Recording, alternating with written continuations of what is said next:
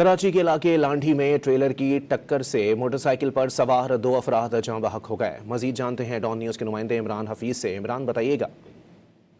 देखिए, लांडी नंबर 2 ये PSO pump के पास जो है वो एक ट्रॉलर की टक्कर से बाइक सवार 2 नौजवान हैं, जिसमें से एक जो है वो 19 साल दानिश है, जबकि कोई 20 साल नौजवान है जिसकी ताहाल शनाख्त नहीं हो सकी है। इन दोनों को जो है वो उसकी जद में आकर ये दोनों मौके पर ही जाँ बहक हो गई, जिनकी डेड बॉडी को जिना अस्पताल मुंतकिल कर दिया गया है।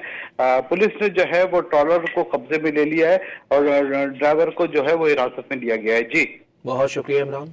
कराची के इलाके लांढी में ट्रेलर की टक्कर से मोटरसाइकिल पर सवार 2 अफराद जाँ बहक हो गए। मजीद जानते हैं डॉन न्यूज़ के नुमाइंदे इमरान हफीज से। इमरान, बताइएगा।